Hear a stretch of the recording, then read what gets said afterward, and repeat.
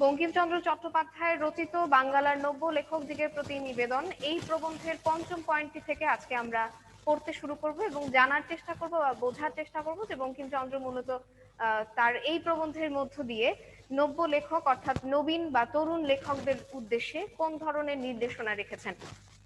পঞ্চম যে পয়েন্টটি রয়েছে সেটি একটু ভালো করে আমরা বুঝে নেবার জন্য, মানে কোন কোন অংশগুলো আমাদের জ্ঞানমূলকের জন্য গুরুত্বপূর্ণ এবং কোন কোন অংশগুলো আমাদের অনুধাবনের জন্য গুরুত্বপূর্ণ, সেই সমস্ত প্রসঙ্গগুলো আমরা একটু ভালো করে বুঝে নেবার জন্য আমরা একটু স্ক্রিনটা শেয়ার করব। তোমরা নিশ্চয়ই বই নিয়ে তৈরি আছো বিষয়গুলোকে ঠিক করে দাগিয়ে পড়বার জন্য।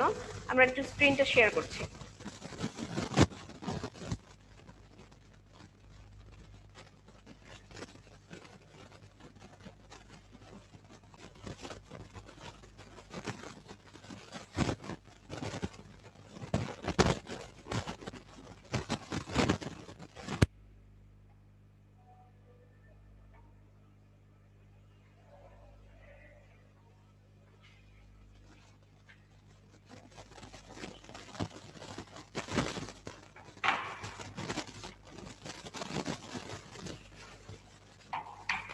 তোমরা একটু সময় দেবে।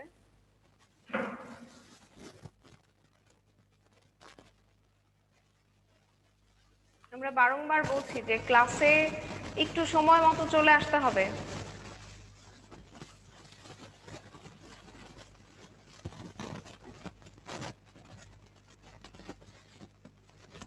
ঠিক আছে, আমরা পয়েন্টটি একটু পড়বো এবং বোঝার চেষ্টা করব যে কি প্রসঙ্গ নিয়ে তিনি এখানে কথা বলছেন।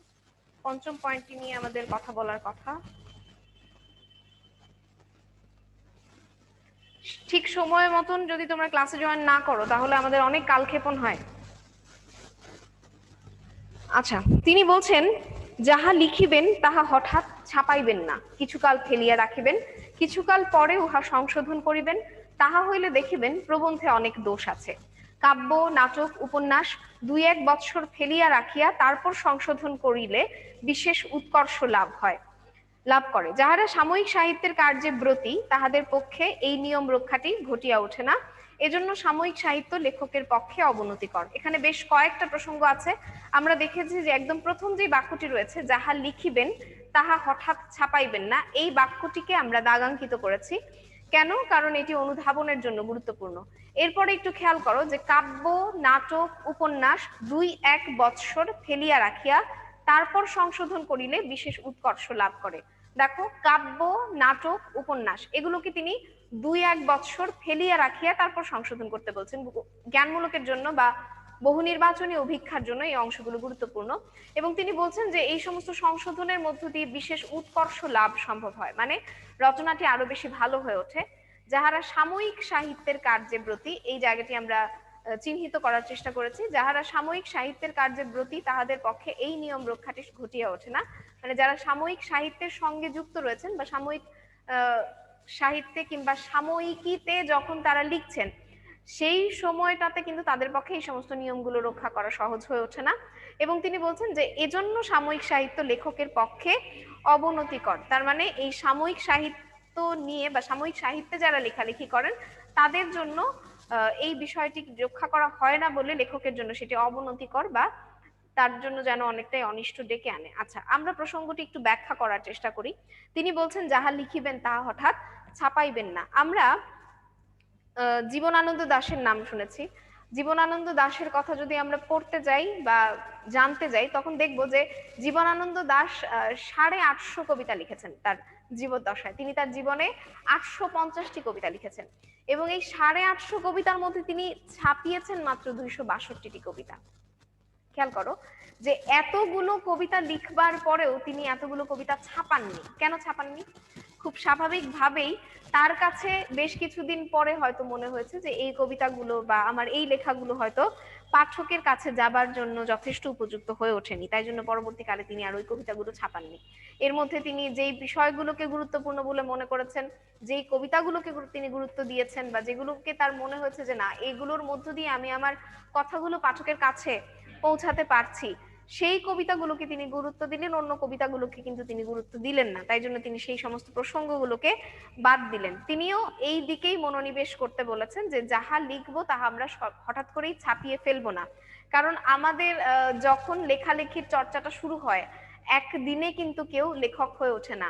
জীবনানন্দ দাশ তার কবিতার কথা প্রবন্ধের মধ্যে বলেছেন যে সকলেই কবি নয়, কেউ কেউ কবি। অর্থাৎ প্রত্যেকেই কিন্তু কবি হয়ে জন্মগ্রহণ করে না, কেউ কেউ কবি হয়ে ওঠে তার এই যে স্বাভাবিক যে চর্চার জায়গা, তার সাহিত্যের যে চর্চার জায়গা, লিখতে লিখতে লেখক হয়ে ওঠার যে চর্চার জায়গা বা হয়ে ওঠার যে ব্যাপার রয়েছে, সেই বিষয়টির কথা তিনি কিন্তু বলছেন।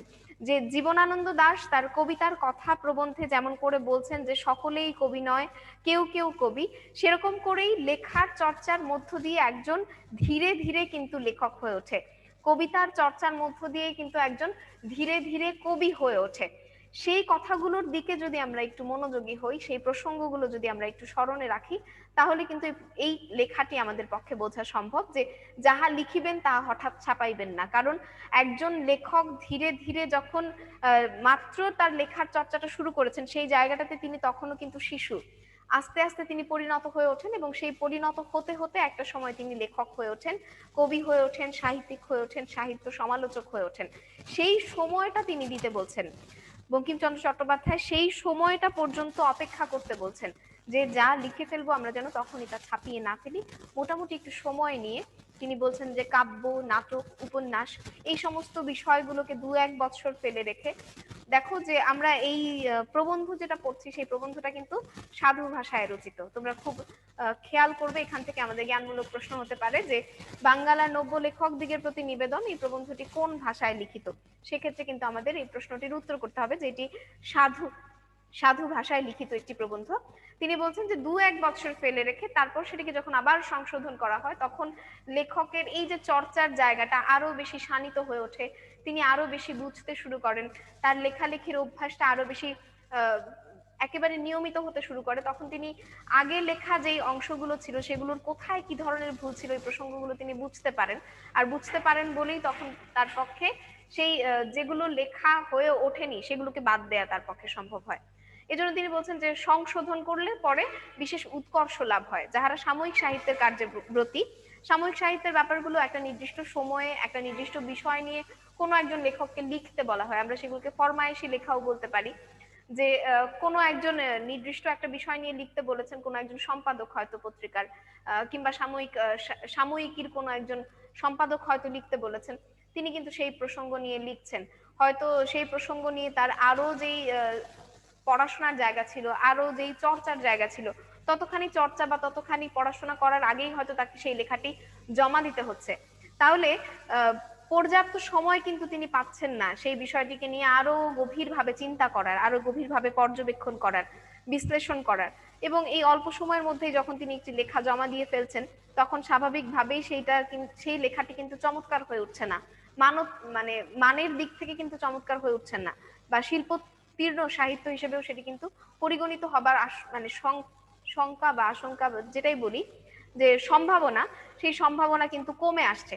তো এই প্রসঙ্গগুলোর দিকে তিনি মনোযোগী হতে বলছেন যে সাময়িক সাহিত্য লেখকের পক্ষে এই জন্যই অবনতিকর। আমরা যদি পরের পয়েন্টের দিকে যাই, এই পয়েন্টটিতে তিনি বলছেন যে যে বিষয়ে যাহার অধিকার নাই, একটু খেয়াল করো, যে বিষয়ে যাহার অধিকার নাই সে বিষয়ে তাহার হস্তক্ষেপ অকর্তব্য। অর্থাৎ যেই প্রসঙ্গটি কেউ জানে না, যে প্রসঙ্গটি যে জানে না, যে প্রসঙ্গটি সম্পর্কে তার ধারণা নাই, যে প্রসঙ্গটি সম্পর্কে তিনি যথেষ্ট জ্ঞান রাখেন না, যে প্রসঙ্গটির সাথে তার কখনোই কোনো ধরনের পরিচর্যার জায়গা বা চর্চার জায়গা তৈরি হয়নি, সেই প্রসঙ্গ নিয়ে যখন তিনি কথা বলতে যাবেন, তখন স্বাভাবিকভাবেই সেখানে তিনি যৌক্তিক কথা বলতে পারবেন না। আমরা প্রবন্ধের ক্ষেত্রে বলেছিলাম একেবারে শুরুর ক্লাসে, যখন আমরা প্রবন্ধ নিয়ে বা প্রবন্ধের পরিচয় দিয়েছি, সেই সময়টাতে আমরা বলেছিলাম যে প্রবন্ধ হচ্ছে এমন যেখানে একটা প্রকৃষ্ট বন্ধন থাকবে। সেই বন্ধনটা কেমন? ভাবের বা ভাষার সঙ্গে যুক্তির একটা বন্ধন থাকবে।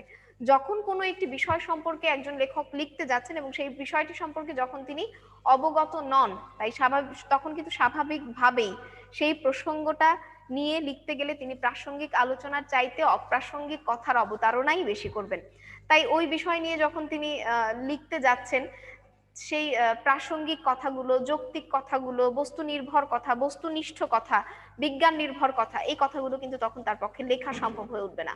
বঙ্কিমচন্দ্র সেই দিকটাতে মনোযোগী হতে বলছেন যে যে বিষয়টার প্রতি কোনো একজন লেখকের অধিকার নেই, যে বিষয়টা সম্পর্কে তিনি ভালো জানেন না, যেটিকে বিশ্লেষণ করবার মতন যথেষ্ট জ্ঞান তখনও তার আয়ত্ত হয়ে ওঠেনি, সেই প্রসঙ্গটি তিনি বাদ দিতে বলছেন। তিনি বলছেন এটি সোজা কথা, কিন্তু সাময়িক সাহিত্যতে এই নিয়মটি রক্ষিত হয় না। কেন রক্ষিত হয় না আমরা আগেই বলেছি যে সাময়িক সাহিত্যগুলো কি হয়, সাময়িক সাহিত্যগুলোর মধ্যে একটা নির্দিষ্ট সময়ের মধ্যে একটা লেখা জমা দিতে বলা হয়।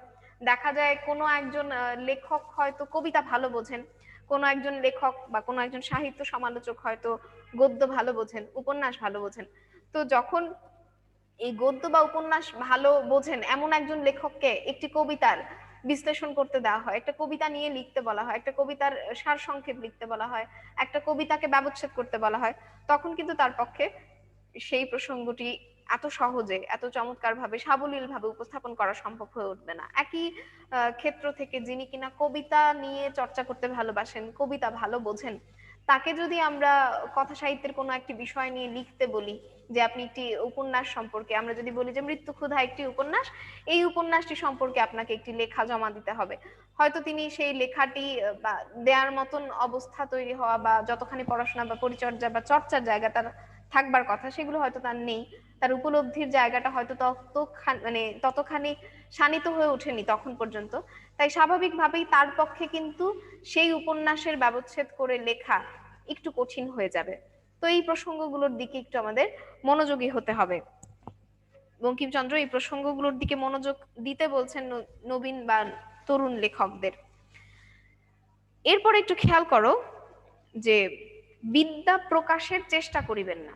খুব চমৎকার একটি কথা তিনি বলছেন যে বিদ্যা প্রকাশের চেষ্টা করিবেন না, বিদ্যা থাকিলে তাহা আপনি প্রকাশ হয়। এখনকার সময় হয়তো আমাদের এই প্রকাশ করার যেই ব্যাপার বা প্রকাশ করার যেই অভ্যেস, এটা খুব প্রকট হয়ে উঠেছে। আমরা যা নই তা বেশি করেই যেন প্রকাশ করতে চাইছি এই সময়টাতে এসে। তো এই বিষয়গুলোর দিকে তিনি মনোযোগ রাখতে বলছেন যে বিদ্যা প্রকাশের চেষ্টা করবেন না। আপনি যদি বিদ্বান হয়ে থাকেন তাহলে আপনার লেখনীর মধ্য দিয়ে পাঠক সমাজ আপনার সেই বিদ্যার জায়গাটি, আপনার জ্ঞানের জায়গাটি, আপনার অনুশীলনের জায়গাটি, পরিচর্যার জায়গাটি, আপনার প্র্যাকটিসের জায়গাটি, এটি কিন্তু একজন পাঠক চিহ্নিত করে নিতে পারবেন, চিনে নিতে পারবেন, জানবেন তিনি। কিন্তু যদি বিদ্যা আপনার না থাকে সেক্ষেত্রে বেশ অনেকগুলো কঠিন কঠিন শব্দ আমি শুধুমাত্র দিয়েই গেলাম, কিন্তু দেখা গেল যে সেই শব্দগুলো ব্যবহারের জন্য আলাদা আলাদা যে জায়গা রয়েছে সেই জায়গাগুলো আমরা চিন্তা করলাম না, কারণ আমাদের সেই প্র্যাকটিসটা নেই, আমাদের সেই পরিচর্চাটা নেই বা চর্চাটা নেই। সেই চর্চাটা নেই বলে আমরা বিভিন্ন ধরনের শব্দগুলো জানি, এবং জানি বলে আমাদের মনে হচ্ছে এই বিষয়টাকে এখানে লিখে দেওয়া যেতে পারে।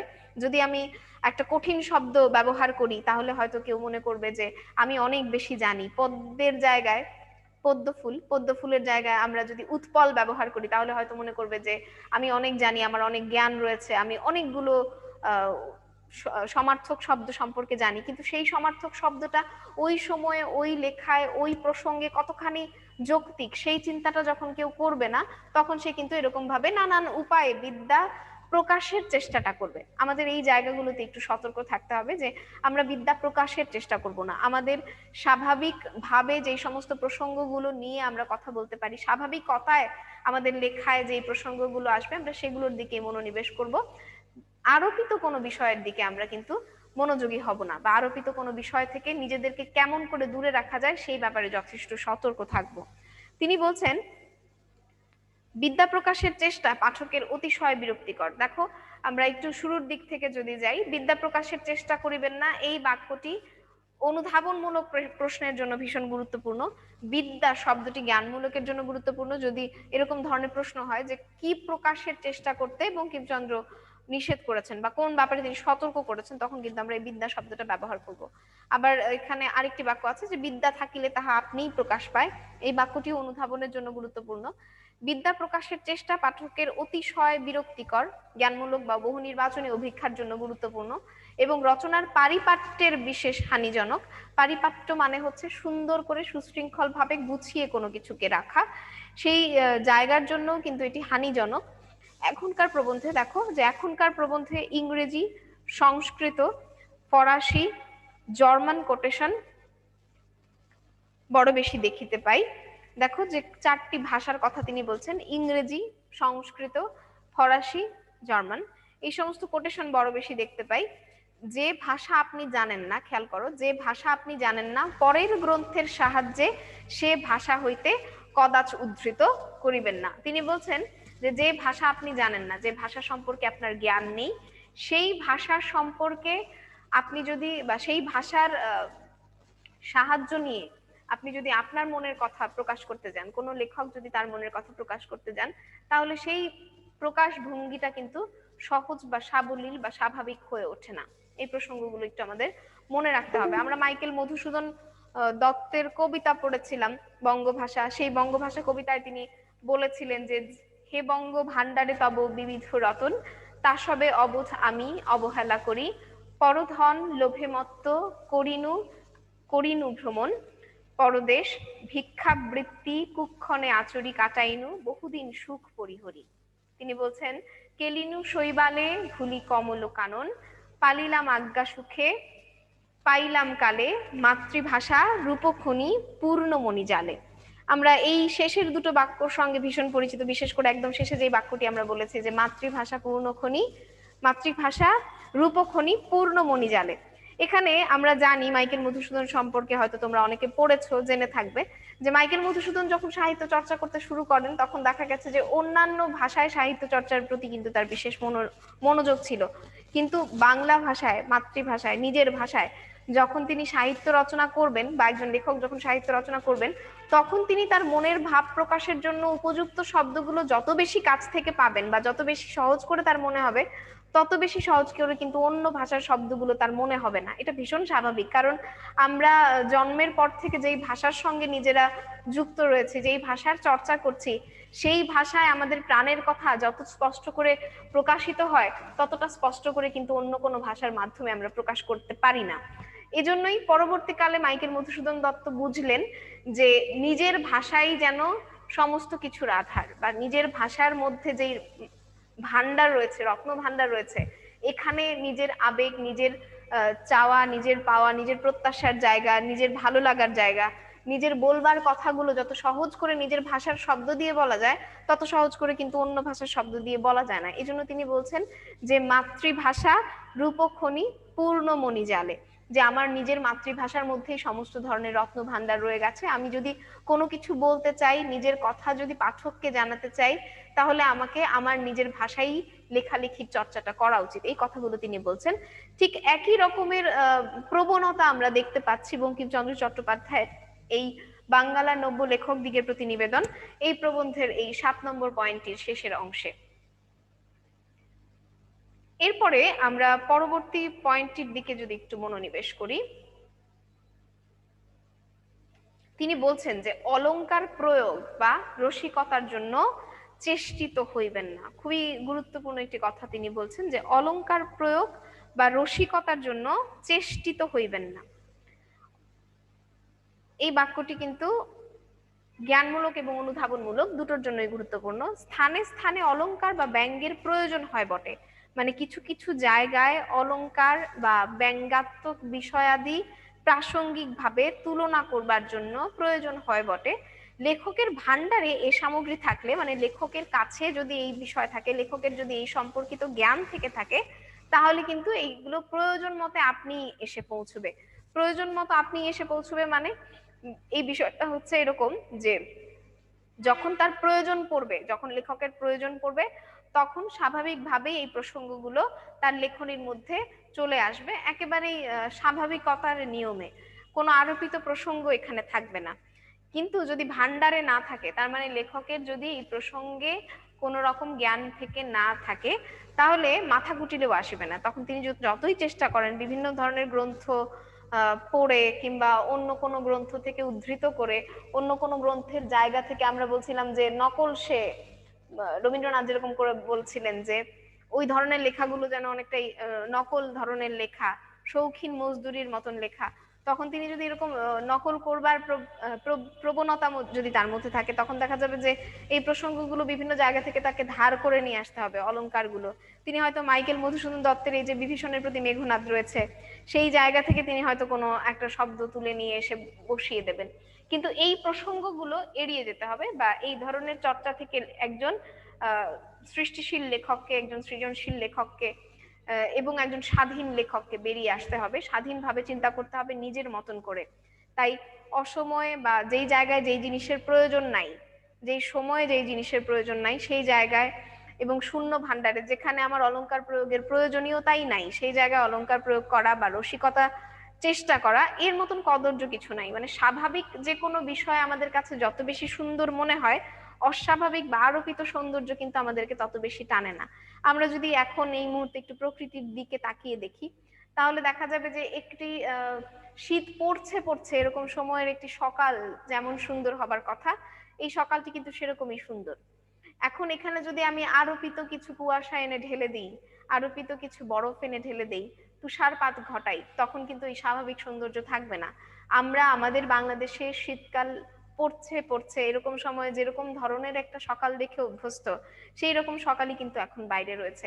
কিন্তু এখানে যদি আমি চিন্তা করতাম যে অন্যান্য দেশের শীতকাল তো অন্যরকম হয়, সেখানে তুষার পড়ে, বরফ পড়ে, সেখানে বরফ সরিয়ে সরিয়ে যাতায়াত করতে হয়, এমন ধরনের একটা আরোপিত বিষয়, এমন ধরনের একটা কৃত্রিম প্রকৃতি যদি আমরা তৈরি করে নেই, তাহলে সেটা কিন্তু আমাদের খুব একটা ভালো লাগবে না। এই প্রসঙ্গগুলোর কথাই তিনি আসলে বলছেন, যে আমরা কোনো আরোপিত বা নকল জিনিসের প্রতি মোহাবিষ্ট হয়ে পড়বো না। আমরা চিন্তা করব নিজের মধ্যে, নিজের চর্চার মধ্যে, নিজের জ্ঞানের মধ্যে যতখানি বিষয় রয়েছে, সেই বিষয়টাকে কেমন করে সহজভাবে পাঠকের কাছে পৌঁছে দেওয়া যায়, সেই সমস্ত বিষয়ের দিকে আমরা মনোযোগী হব। বঙ্কিমচন্দ্র চট্টোপাধ্যায় তার একটি প্রবন্ধ তোমরা হয়তো পড়েছো, রচনার শিল্পগুণ, সেই প্রবন্ধেও কিন্তু এই কথাগুলো তিনি বলেছেন অন্য ভাষায়, অন্য শব্দের মধ্য দিয়ে। তিনি সেখানে ব্যবহার করছেন যে রচনার গুণের মধ্যে দুটো বিষয় ভীষণ গুরুত্বপূর্ণ। তিনি বলেছেন অর্থ ব্যক্তির কথা, তিনি বলেছেন প্রাঞ্জলতার কথা। অর্থ ব্যক্তি বলতে আমরা অর্থ প্রকাশকে বুঝবো, প্রাঞ্জলতা বলতে আমরা সহজবোধ্যতাকে বুঝবো। যে এই প্রসঙ্গগুলোর কথা কিন্তু তিনি ওখানে ভিন্নভাবে হয়তো প্রকাশ করেছেন, ভিন্নভাবে বলার চেষ্টা করেছেন, যে সহজ করে, সহজ রূপে একজন লেখক যখন তার নিজের কথাগুলো জানান, তখন সেই লেখাটি পাঠকের কাছে যতখানি গ্রহণযোগ্য হয়ে ওঠে, অন্য কোনো প্রসঙ্গ বা অন্য কোনো অনুষঙ্গ কিংবা অন্য কোনো কঠিন বিষয়বস্তুর মধ্য দিয়ে যদি একজন লেখক তার লেখাটিকে প্রকাশ করতে চান, তখন কিন্তু সেটা ততখানি গ্রহণযোগ্য হয়ে ওঠে না। এই প্রসঙ্গগুলো আমাদের একটু, যারা নবীন লেখক রয়েছে, এই যে তোমরা যারা উচ্চ মাধ্যমিক পর্যায়ে এখন পড়াশোনা করছো, তোমাদের মধ্যেও কিন্তু এই ধরনের একটা প্রবণতা এখন কাজ করবে, যে তোমরা এখন লিখতে শুরু করবে, তোমাদের দু এক বাক্য লিখতে ইচ্ছে হবে, তোমাদের ছোট গল্প লিখতে ইচ্ছে করবে, তোমাদের হয়তো কোনো একটা ঘটনা দেখে সেখান থেকে তোমাদের হয়তো মনে হবে যে এখান থেকে আমি একটা উপন্যাসের প্লট কল্পনা করতে পারি। তোমাদের হয়তো দু চার লাইন কবিতা লিখতে ইচ্ছে করে এখন, বা লেখো অনেকে।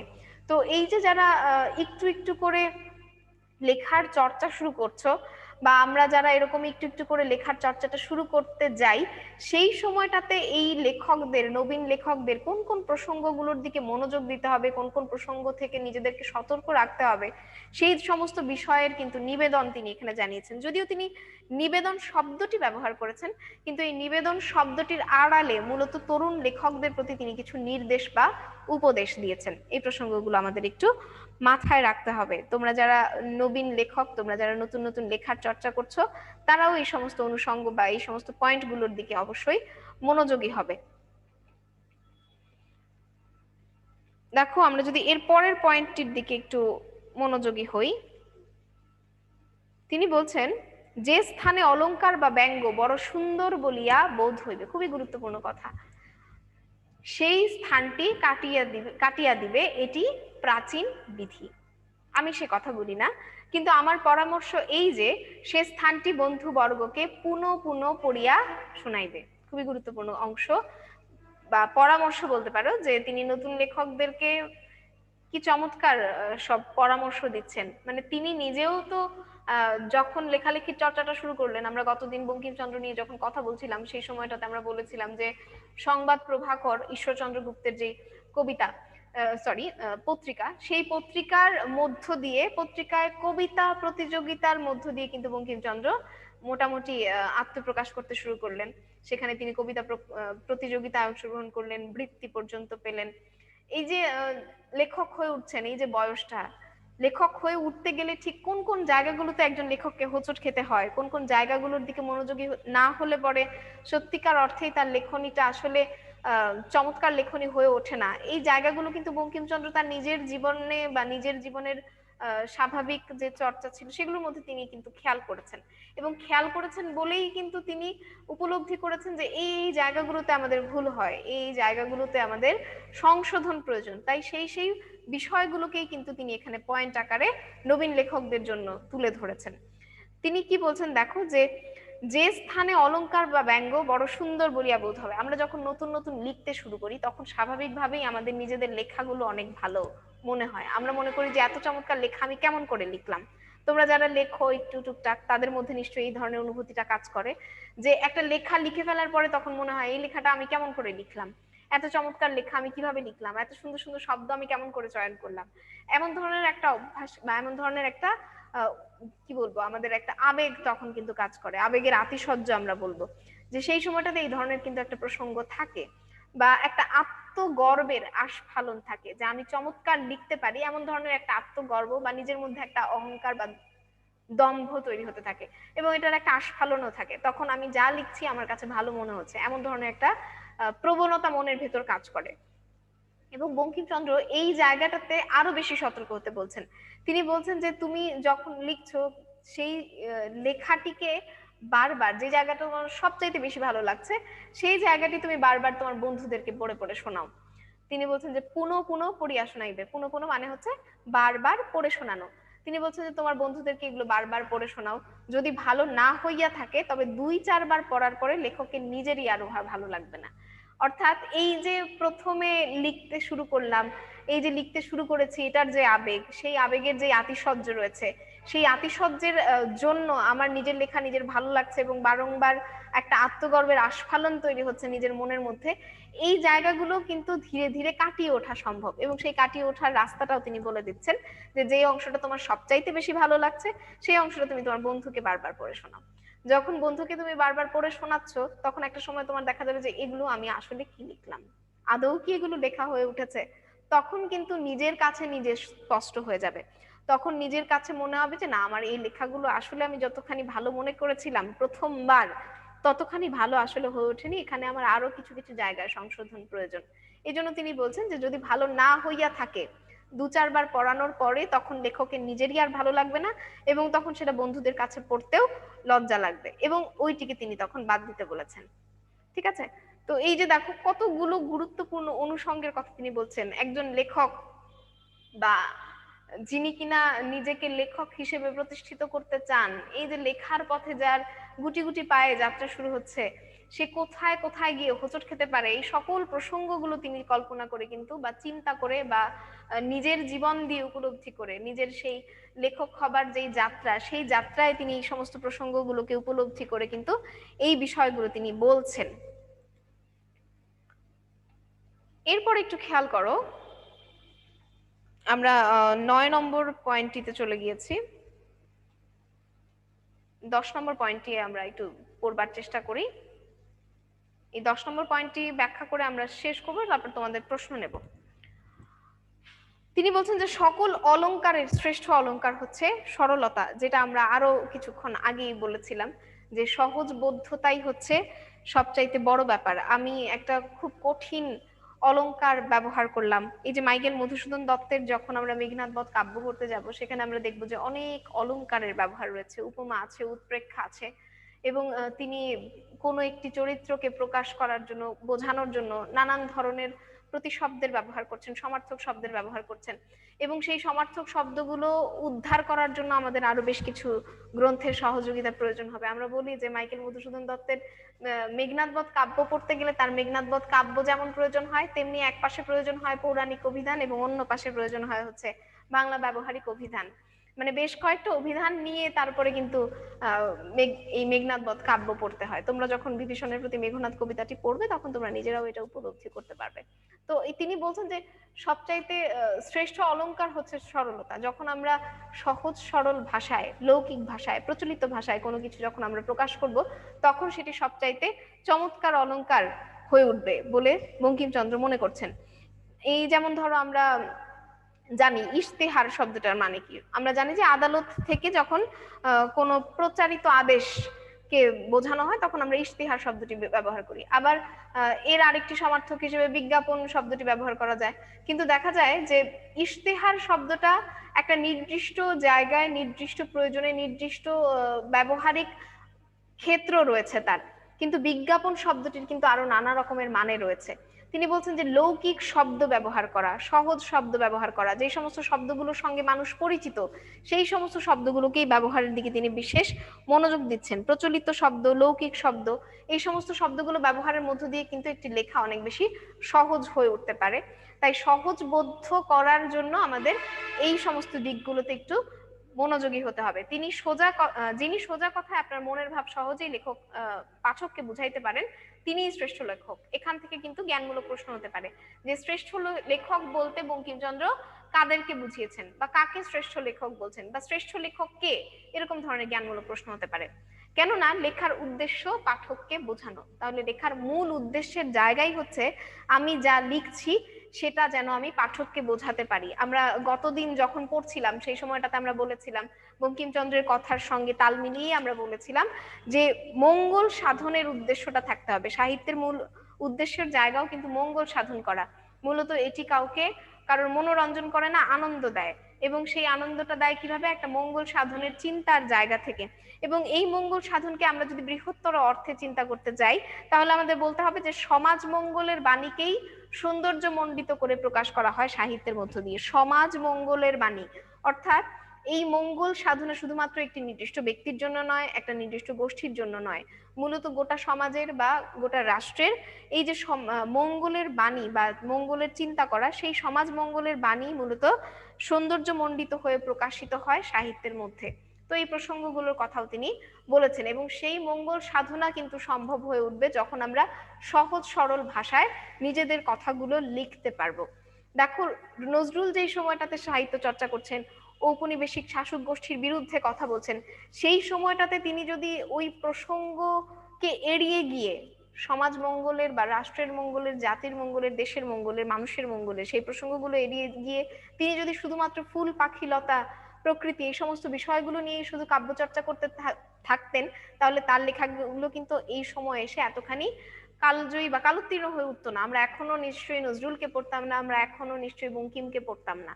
তাই এই প্রসঙ্গগুলোর দিকে আমাদের মনোযোগী হতে হবে, যে আমাদের লেখাটাকে শানিত করার জন্য, সুন্দর করার জন্য, সহজবোধ্য করার জন্য যত চিন্তা করা যায়, যত যত চিন্তার জায়গা রয়েছে, সেই চিন্তার জায়গাগুলোর দিকে আমাদের একটু মনোনিবেশ করতে হবে। এই ধরনের প্রসঙ্গগুলোর কথাই বঙ্কিমচন্দ্র চট্টোপাধ্যায় তার বাঙ্গালার নব্য লেখক দিগের প্রতি নিবেদন এই প্রবন্ধের মধ্যে বারংবার বলছেন। আমরা পরবর্তীকালে 11, 12 এবং 13 এই পয়েন্টগুলো ব্যাখ্যা করে সার্বিক একটা ব্যাখ্যা দিয়ে আগামী ক্লাসে আমরা এই প্রসঙ্গটি শেষ করার চেষ্টা করব। আজকে এই মুহূর্তে আমি তোমাদের অ্যাটেন্ডেন্সটা নিতে চাচ্ছি, এবং অ্যাটেন্ডেন্সটা নেওয়া শেষ হয়ে গেলে তোমাদের কারোর যদি কোনো প্রশ্ন থেকে থাকে সেই প্রশ্নগুলোর আমরা উত্তর দেবার চেষ্টা করব। তোমরা একটু নীরব থাকবে, আমরা অ্যাটেন্ডেন্সটা নিচ্ছি।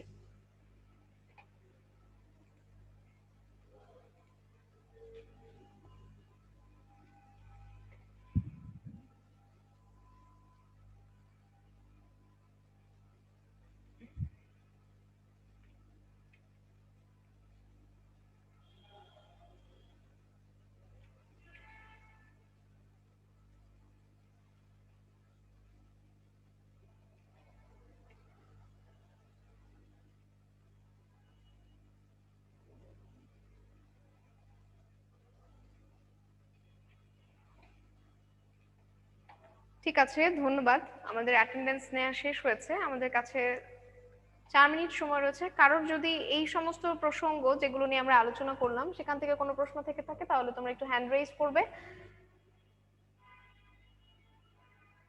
আচ্ছা, মোর্শেদ 3076, তোমাকে আনমিউট করেছি। Hello ma'am. হ্যাঁ, শুনতে পাচ্ছি, বলো। 9 নম্বর পয়েন্ট, যে স্থানে অলংকার বা ব্যঙ্গ বড় সুন্দর বলিয়া বোধ হইবে সে স্থানটি কাটিয়া দিবে, এটি প্রাচীন বিধি। এই লাইনটি ম্যাডাম বুঝিনি। আচ্ছা, এই লাইনটা আমরা বুঝি। তিনি বঙ্কিমচন্দ্র চট্টোপাধ্যায় লেখার ক্ষেত্রে যে সমস্ত নিয়মগুলো মেনে চলবার কথা আমাদেরকে বলছেন, সেখানে তিনি কিন্তু তার সময় এসে, আমরা বলছি যে ঊনবিংশ শতাব্দী বা এই যে আধুনিকতা শুরু হয়ে গেছে, রেনেসাঁস শুরু হয়ে গেছে, সেই সময়টাতে বঙ্কিমচন্দ্র যখন কথা বলছেন তখন কিন্তু সেই আগের সময়ের যারা লেখক ছিলেন বা আগের সময় যারা লেখার প্রসঙ্গ নিয়ে কথা বলতেন যে এইভাবে এইভাবে লেখা প্রয়োজন, সেই সমস্ত বিধিগুলোকে তিনি কিন্তু বাদ দিচ্ছেন। বাদ দিয়ে তিনি এই সময়ের জন্য কি কি ধরনের নিয়ম মেনে চলা উচিত, বলতে গেলে ওই আগের নিয়মগুলোকেই আরো সহজ করে কেমন করে নবীন লেখকদের কাছে পৌঁছে দেয়া যায়, সেই প্রসঙ্গের জায়গা থেকে তিনি আরো সহজ করে বলছেন যে এটা হচ্ছে প্রাচীন বিধি। আগের বিধিতে কি ছিল, যে লেখার যারা চর্চা করতেন, সেই আগের বিধিতে ব্যাপারটা ছিল এরকম যে যে স্থানে অলংকার বা ব্যঙ্গ বড় সুন্দর বলিয়া বোধ হবে, মানে যে সমস্ত লেখক লিখতেন তাদের যেই লেখার মধ্যে যেই জায়গাটা তাদের কাছে সবচেয়ে সুন্দর বলে মনে হতো সেই অংশটি তারা বাদ দিতেন। কারণ তাদের কাছে মনে হতো যে এই অংশটি আমার কাছে সুন্দর মনে হচ্ছে ঠিকই, আমি লিখছি তাই জন্য, কিন্তু অন্যের কাছে হয়তো সেই বিষয়টি ততখানি সুন্দর নয়। ঠিক আছে, তো ওই বিষয়টি তারা বাদ দিতেন প্রাচীন বিধি অনুযায়ী। কিন্তু এখানে বঙ্কিমচন্দ্র বলছেন যে আমি সে কথা বলি না, তিনি সেই কথা বলছেন না, তিনি আরো সহজ করে দিচ্ছেন। বলছেন যে তোমার নিজের উপলব্ধি করে বাদ দেওয়ার দরকার নাই, তুমি তোমার বন্ধুকে শোনাও বারংবার। তোমার বন্ধু যখন বারবার শুনতে থাকবে, সেও বলবে যে ভালো হয় না, এবং তোমারও দু চারবার পড়ার পরে মনে হবে যে আমি কি পড়ছি, এটা কি আদৌ কোনো লেখা হয়েছে কিনা। মানে এটাকে তিনি আরো সহজ করে দিয়েছেন প্রাচীন বিধির জায়গা থেকে, তিনি এই সময় আরো বেশি সহজবোধ্য বিষয়গুলো তিনি দিচ্ছেন। ঠিক আছে? হ্যাঁ ম্যাম। ঠিক আছে, ধন্যবাদ। আর কারোর কোনো প্রশ্ন? একটু হ্যান্ড রেজ করতে হবে, আমাদের মাত্র 2 মিনিট সময় আছে, এর মধ্যে আমরা প্রশ্ন নিয়ে শেষ করব। কেউ হাত তুলছে না কেন? আচ্ছা, আম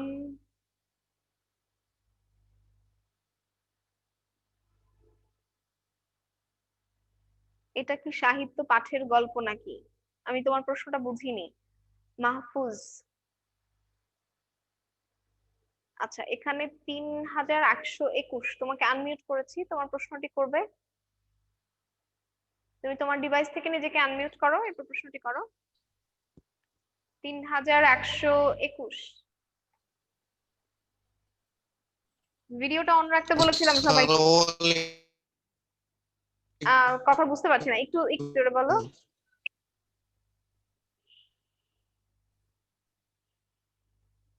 আমি তোমার কথা শুনতে পাচ্ছি না। মঞ্জু নাম। আসসালামু আলাইকুম।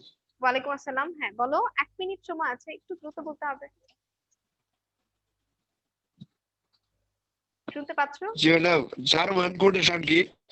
আচ্ছা, কোটেশন, কোটেশন শব্দটির অর্থ হচ্ছে উদ্ধৃতি। উদ্ধৃতি মানে হচ্ছে, ধরো তুমি অন্য একটা গ্রন্থে এই ধরনের জার্মান প্রসঙ্গে, জার্মান একটা ভাষার নাম।